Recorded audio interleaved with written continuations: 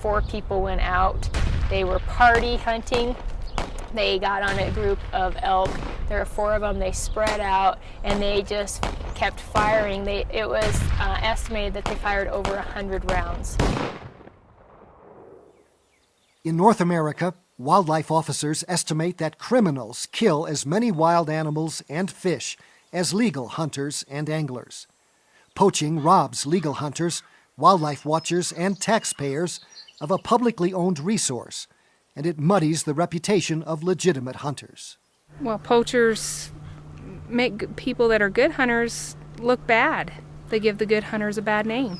Illegal takings cost states hundreds of thousands of dollars in lost license fees for fishing and hunting.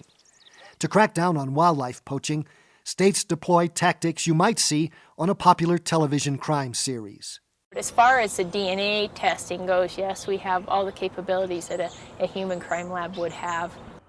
But solving crimes involving wildlife can be complicated.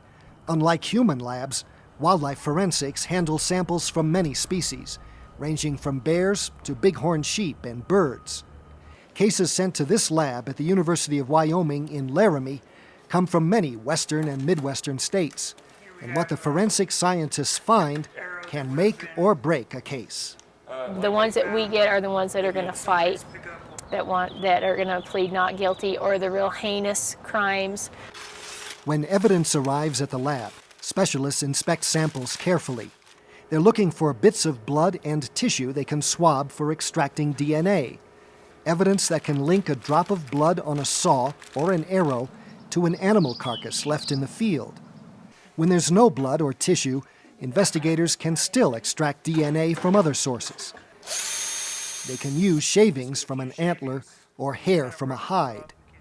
Poachers often kill wildlife to sell their parts. Asian markets buy elk antlers and bear gallbladders to use in folk medicines. Animal parts are also sold for clothing, food, jewelry, and trophies.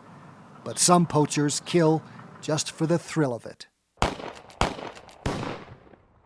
Officers used DNA evidence to link the suspects to the elk killed during the shooting spree.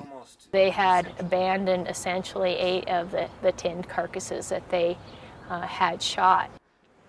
This lab conducts thousands of tests each year on hundreds of pieces of evidence: skulls, knives, gloves, jackets, even meat from a suspect's freezer. In addition to DNA, these specialists have other tests to analyze and identify samples of blood, teeth, and hair. Their results help law enforcement officers not only convict criminals, but also recover hundreds of thousands of dollars in fines and restitution. Do you want to check my license? Few realize the extent these investigators will go to solve crimes against wildlife.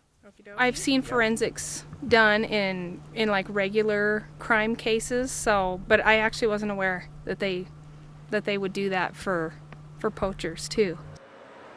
These forensic experts want would-be criminals to know about all the tools in their arsenal, so a poacher might consider the consequences and think twice before committing a crime.